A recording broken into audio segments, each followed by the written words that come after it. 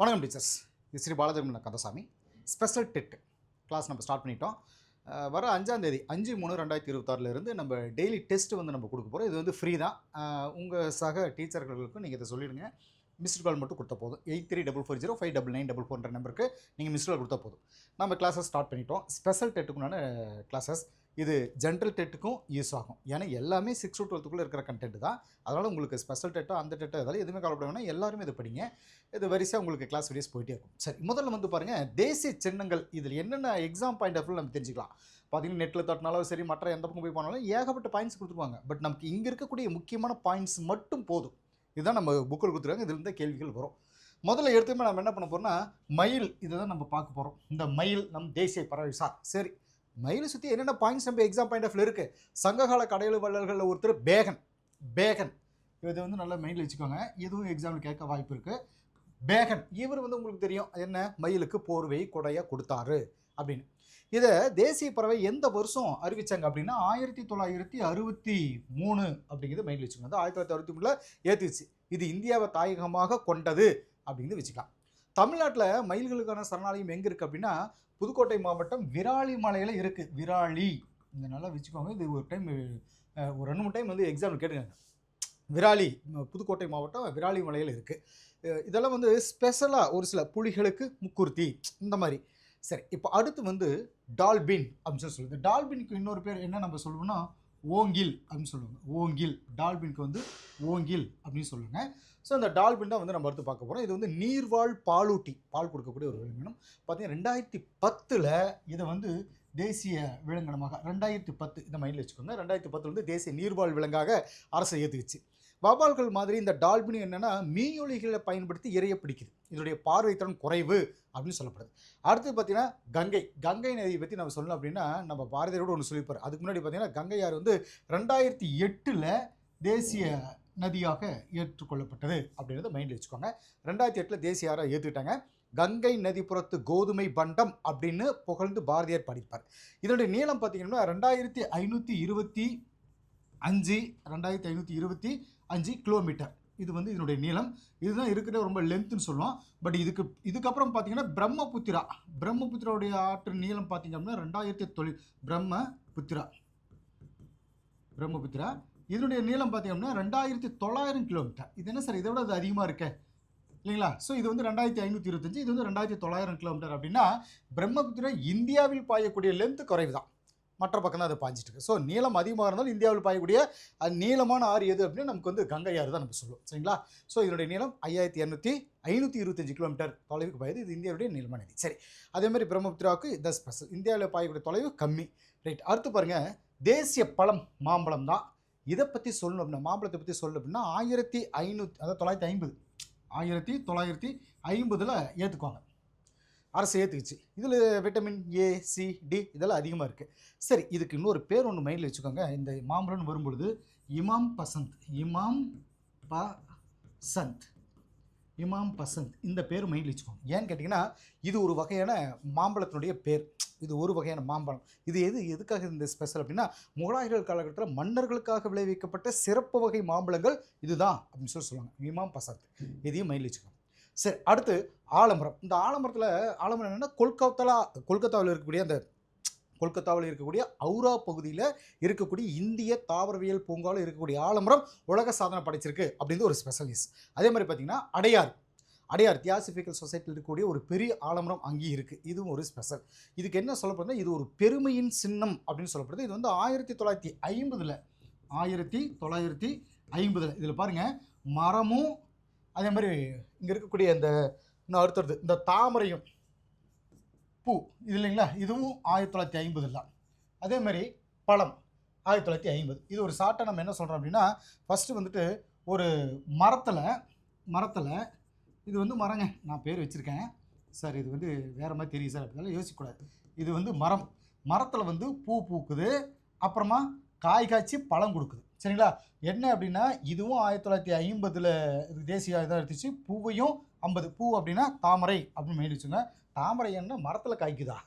கிடையாது இல்லைங்களா, அது சேத்துல வளரக்கூடியது. நாம் என்னென்னா ஷார்ட்கட்டுக்கு என்ன சொல்கிறோன்னா மரத்தில் தான் இந்த பூ இருக்குது, செடியில் தான் பூவே இருக்கும், மரத்தில் மேக்ஸிமம் ஏதோ ஒரு சிலது தான் இருக்கும். சரி, லாஜிக்கலாக வேணாம். மரம் 50, பூ 50, அங்கிருந்து வந்த பழம் 50, இதை மைண்டில் வச்சுக்கோங்க. சரிங்களா? இதுதான் அதுக்கு உண்டான ஒரு ஷார்ட்கட் வச்சுக்கணும். இந்த எல்லாமே பார்த்தீங்கன்னா ஒரே இந்த வருஷத்தில் வந்து எல்லாம் ஏற்றுக்கிட்டாங்க. சரி, இதனுடைய பெருமையின் சின்னம் அப்படின்னு சொல்லிட்டு தேசிய மரமாக ஏற்றுக்கிட்டாங்க. இது ஒரு ஸ்பெஷல். சரி, அடுத்ததாக கருநாகம் அப்படின்றத நம்ம எடுத்துக்குவோம். கருநாகம் அப்படின்னா பாம்புனாலே படையும் மஞ்சள் சொல்கிறாங்களா, உலகத்தில் கூடு கட்டி அதில் முட்டை வச்சு இனப்பெருக்கம் செய்கிற பாம்பு வகை கருநாகம் தான் அப்படின்னு சொல்லுது. அது 18 அடி நீளம் வளரும், விஷம் இருக்கிற பாம்புகளில் உலகத்திலேயே நீளமானது இதுதான் அப்படின்னு சொல்லப்படுது அப்படின்னு சொல்லிட்டு இதில் வரிசை அதை பற்றி நம்ம சொல்லலாம். அடுத்து புலி. புலிக்கு வந்து என்னென்னா ரொம்பவே கூச்ச சுபாவம் கொண்ட உயிரினம் புலி தான். அதே மாதிரி இதை வந்து 1973 அரசு அங்கீகரிச்சிச்சு. 1973 புலியும் மைண்டில் வச்சுக்கோங்க. 1973 அரசு தேசிய விலங்காக ஏற்றுக்குச்சு.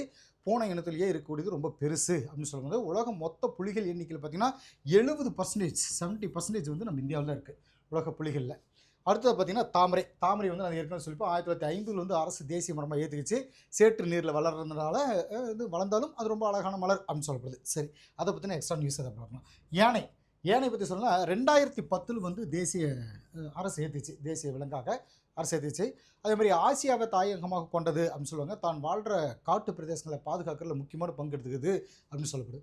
அடுத்து லாக்டோபாசிலஸ். இது ரொம்ப முக்கியமானது. நம்ம அடிக்கடி இது பண்ணுவோம், தினமும் நம்ம வீட்டில் யூஸ் பண்ணிட்டு இருப்போம். அதாவது பால் தயிராக்கக்கூடிய அந்த பாக்டீரியா. இது வந்து 2012 ஏற்றுச்சு கவர்மெண்ட்டு. இது ஒரு தோழமை பாக்டீரியான்னு சொல்லுது. இது வந்து லாக்டிக் மற்றும் பாக்டீரியாக்கள் குழுவில் முக்கியமான பங்கு வகிக்குது அப்படின்னு சொல்லுவாங்க. அடுத்ததாக பார்த்தீங்கன்னா இதில் இருக்கக்கூடிய முக்கியமான அந்த இயர்ஸ் இருக்கக்கூடிய முக்கியமான பாயிண்ட்ஸை மட்டும் நம்ம சொல்லிட்டோம். இது மட்டும் தான் நமக்கு முக்கியம், மற்ற வேறு எதை பற்றியுமே நீங்கள் யோசிக்கணும். சரிங்களா? அடுத்து போயிடலாம்.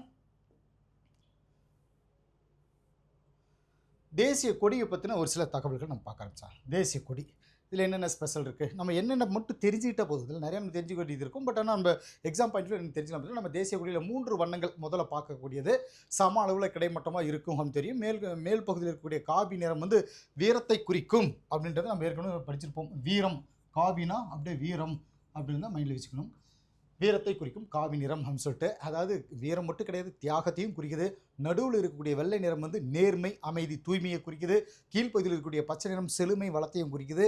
நடுவில் இருக்கக்கூடிய அந்த கருநீளத்தில் இருக்கக்கூடிய அமைஞ்சிருக்கக்கூடிய அசோக சக்கரம் வந்து அறவழி, அமைதி, இதை வந்து வலியுறுத்துதுன்னு சொல்லி சொன்னாங்க.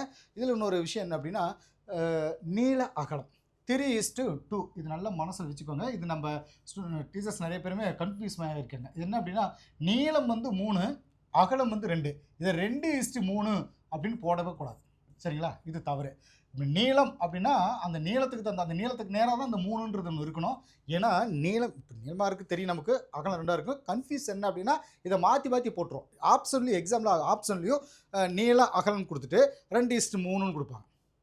சரிங்களா? அடுத்ததாக இப்படி மாற்றி கொடுப்பாங்க.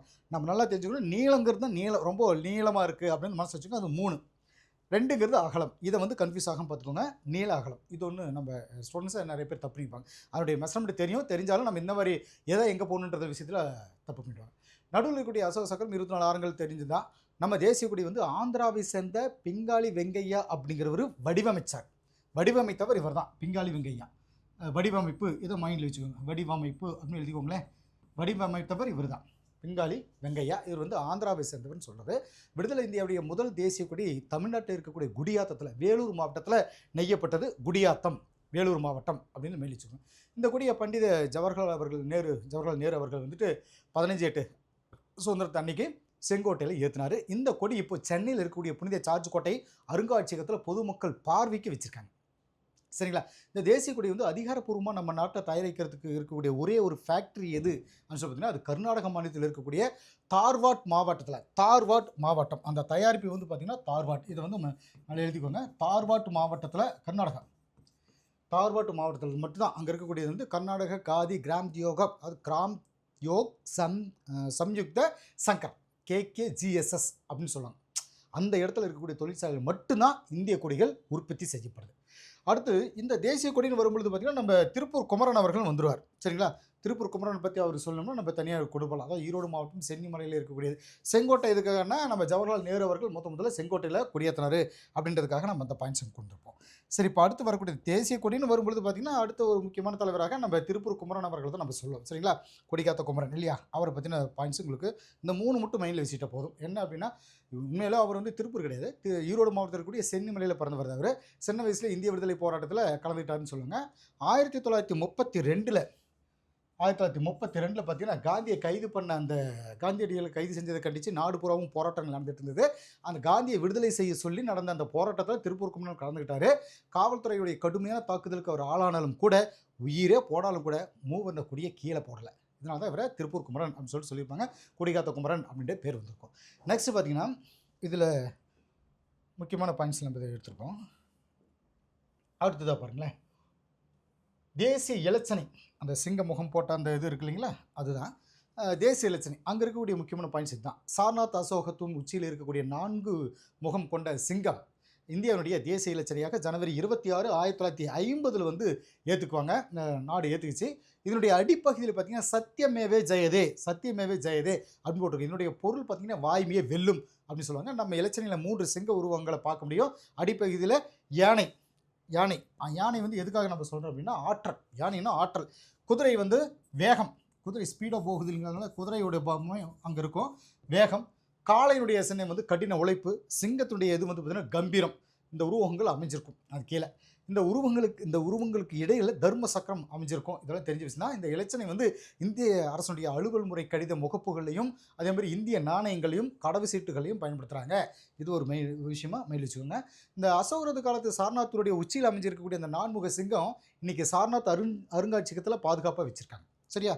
ரைட். இப்போ இதை பற்றின முக்கியமான பாயிண்ட்ஸ் இவ்வளோ தான். அடுத்த ஏரியாவுக்கு போயிடலாம். தேசிய கீதம். இதிலிருந்து நம்ம என்னென்ன பாயிண்ட்ஸ் எடுத்துக்க போகிறோம்னா, இந்தியாவுடைய தேசிய கீதம் உங்களுக்கு தெரியும். இந்தியாவுடைய இறையாண்மை மற்றும் ஒரு ஒருமைப்பாட்டுக்கு அடையாள சின்னமாக இருக்குன்னு சொல்லுவாங்க. இந்த பாடல் பார்த்தீங்கன்னா நம்ம ரவீந்திரநாத் தாகூரால் வங்க மொழியில் எழுதப்பட்டது. இது ரொம்ப முக்கியமானது.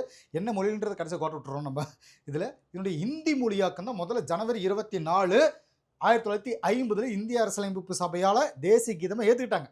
சரி, அப்போ இந்த பாடல் எப்போ பாடினாங்க அப்படின்னா 1911 அப்போவே டிசம்பர் 27 அன்னைக்கு கொல்கத்தாவில் நடந்த இந்திய தேசிய காங்கிரஸ் ஐஎன்சியோடைய மாநாட்டப்போ இந்த பாடல் வந்து முதல்ல பாடியிருக்காங்க.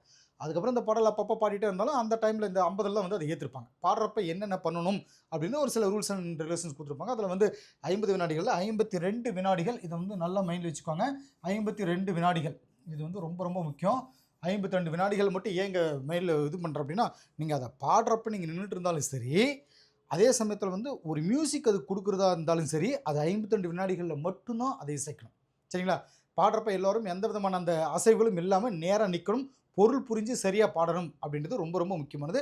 52 வினாடிகள் வெரி வெரி இம்பார்ட்டன்ட். சரியா? ரைட். அடுத்து இதிலே பார்த்தீங்கன்னா தேசிய பாடலாக நம்ம பார்த்துக்குவோம். அடுத்ததாக தேசிய பாடல். இதில் என்ன நம்ம எடுத்துக்க போகிறோம் அப்படின்னா, தேசிய பாடலிலிருந்து வந்தே மாதரம் அப்படின்ற வங்க எழுத்தாளர் பக்கிம் சந்திர சட்டர்ஜி இவர் தான் வந்தே மாதரம் பாட்டுடைய முதல் பத்தி விடுதலை போராட்டத்தில் முக்கியமான பங்கு வகிச்சு தான் சொல்லுவாங்க. இது காரணமாக தேசிய கீதத்துக்கு இணையாக தேசிய பாடல் அப்படின்ற சிறப்பு இந்த பாடலுக்கு கொடுக்கப்படுது. ஏன் அப்படின்னா இந்த விடுதலை போராட்டத்தை பாடியிருப்பாங்க. சரிங்களா? அப்படின்னு சொல்லிட்டு சொன்னது என்ன, சட்ட நிர்ணய மன்றத்தில் நிர்ணய மன்ற தலைவர் பார்த்தீங்கன்னா அப்போ வந்து மேனாள் குடியரசுத் தலைவரான ராஜேந்திர பிரசாத் 1950 வந்து ராஜேந்திர பிரசாத் 1950 ஜனவரி 24 அன்னைக்கு, ஜனவரி 24 இந்த டேட்டு தான் இப்போ ரொம்ப முக்கியம். வருஷம் கூட அப்பப்போ கேட்குறாங்க, ஆனால் டேட் இப்போ ரொம்ப ரொம்ப முக்கியம். இப்போ கேள்விகள் அங்கே போய் கேட்டுருக்காங்க. நெக்ஸ்ட் பண்ணி இந்த பாடல் வந்து ஆனந்தமடம் அப்படின்ற நாவலேருந்து எடுக்கப்பட்டது அப்படின்றது ஒரு முக்கியமானது. இந்த நாள் மட்டும் ரொம்ப முக்கியம். இதை மட்டும் எடுத்துப்பாங்க. அடுத்த பாருங்கள், தேசிய உறுதிமொழி அப்படின்னு சொல்லிட்டு பார்த்தீங்கன்னா, இந்தியா எனது தாய்நாடு அப்படின்னு ஆரம்பிக்கக்கூடிய நம்ம தேசிய உறுதிமொழியை விதிமாரி வெங்கட சுப்பராவ் அப்படிங்கிறது தெலுங்கில் எழுதினார். சரிங்களா? இது வந்து ரொம்ப முக்கியமானது. அவருடைய பாயிண்ட்ஸை நம்ம எடுத்து வச்சிட்டோம். தேசிய நுண்ணுயிரி, அதான் உங்களுக்கு தெரியும் லாக்டோபாசிலஸ். அதாவது நம்ம சாப்பிட்ற தயிரானது பால்லேருந்து உருவாகிறதுக்கு பயன்படுதுன்னு சொல்கிறோம். லாக்டோபாசிலஸ் வந்து டெல்புரிக்கி அப்படிங்கிற நுண்ணுயிர், லாக்டோபாசிலஸ் டெல்புரிக்கி அப்படின்ற நுண்ணுயிரியில் அதோடைய பேர் வந்து நுண்ணுயிர். அந்த நுண்ணுயிரோடைய பேர் வந்து இதுதான். 2012 இந்திய தேசிய நுண்ணுயிரை அங்கீகரிச்சிருப்பாங்க. 2012 இந்த வருஷம் ரொம்ப ரொம்ப முக்கியங்க. 2012 லாக்டோபாசிலஸ் டெல்புரிக்கி அப்படின்ற அந்த கிருமி, அந்த நுண்ணுயிரியை வந்து அவங்க நம்ம தேசிய நுண்ணுயிரியாக அறிவிச்சிருப்பாங்க. இந்த பாக்டீரியா வேதிவினை புரிஞ்சு பாலில் இருக்கக்கூடிய அந்த புரதத்தை வந்து பாலில் இருக்கக்கூடிய புரதத்தை வந்து மாற்றுறதுல தயிர் கிடைக்குது அப்படின்னு சொல்லுவாங்க. தயிர் நமக்கு ரொம்பவே செரிமானத்துக்கும் வயிற்றுக்கோளர்களுக்கும் குளிர்ச்சி தர்றதுக்கும் பயன்படுது அப்படின்னு நம்ம தெரிஞ்சுக்கோம். நெக்ஸ்ட் பாருங்கள், தேசிய நாட்காட்டி. இந்த தேசிய நாட்காட்டியில் வந்து நம்ம அதுக்கு முன்னாடி இது இந்திய நாணயமும் இருக்குது. இந்திய நாணயங்கிறது வந்து அந்த ஒரு சிம்பிள் நம்ம உதயகுமார் அவர்கள் இந்த சிம்பிள் இருக்கு இல்லைங்களா, ஸோ அது அவர் கொடுத்தான். என்னென்னா இந்தியாவுடைய அதிகாரப்பூர்வ பணத்தோட பேர் வந்து பார்த்திங்கன்னா ரூபாய்ன்னு சொல்லுவாங்க. 16ஆம் நூற்றாண்டில் மன்னர் ஷெர்ஷா சூரி வெளியிட்ட வெள்ளி நாணயத்துக்கு ரூபியா அப்படின்னு பேர். அதுதான் இப்போது ரூபாய் அப்படின்னு மருவி இருக்கு. ரூபாய்க்கான சின்னம் இது. இந்த சின்னத்தை 2010 வடிவமைச்சவர். இது வந்து இயர்ஸ் நோட் பண்ணிக்கோங்க. 2010 வடிவமைச்சவர் நமது தமிழகத்தை சேர்ந்த திரு டி உதயகுமார் அவர்கள் தான். சரி, அடுத்ததாக பார்த்தீங்கன்னா தேசிய நாட்காட்டி. இதில் இந்த தேசிய நாட்காட்டி என்ன சார் தெரிஞ்சுக்கணும்னா, பேரரசு கனிஷ்கர் காலகட்டத்தில், அதாவது பார்த்தீங்கன்னா கிபி 78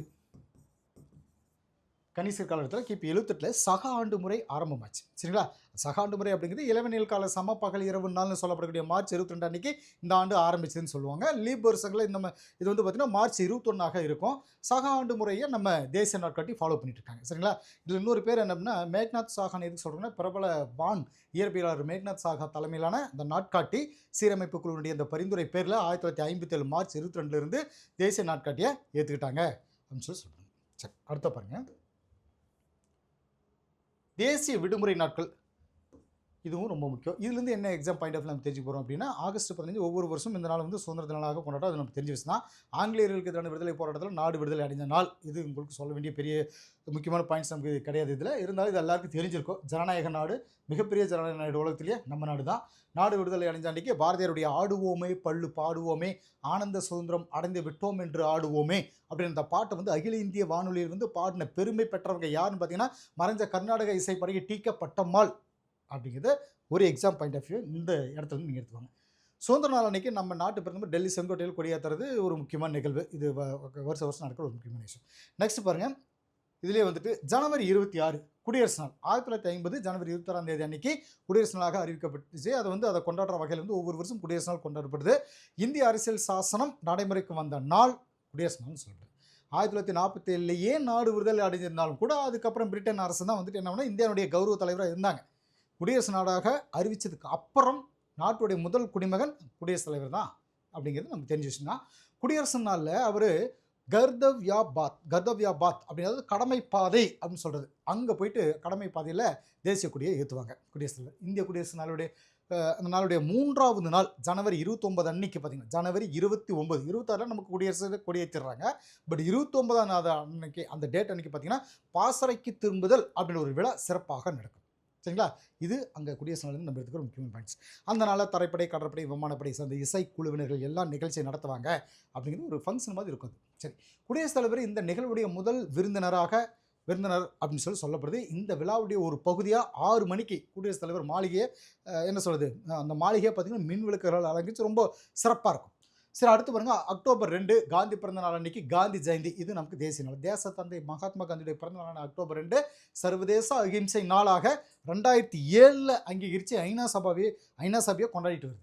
சரிங்களா? சர்வதேச அளவில். சரி, இப்போ இங்கிருந்த முக்கியமான தகவல்கள் எல்லாம் இதுதான். இப்போ நம்ம டிஸ்பிளே காட்டின அந்த ஒவ்வொரு மைண்ட் மேப்லேருந்து இருக்கக்கூடிய பாயிண்ட்ஸை மட்டும் நம்ம மனப்பாடம் பண்ணிட்டு போதும். சரிங்களா? இது சம்பந்தமாக நிறைய பாயிண்ட்ஸ் இருக்குது. இருந்தாலும் நம்ம இதை மட்டும் படிச்சிட்டோம்னா எக்ஸாமில் கண்டிப்பாக கேள்விகள் வரும். சரி, இது வந்து ஒரு ஸ்பெஷல் டெட்டுக்குண்டான கிளாஸஸ். இது முதல் கிளாஸஸ்னால பேசிக்கான சில பாயிண்ட்ஸ் மட்டும் சொல்லிப்போம்.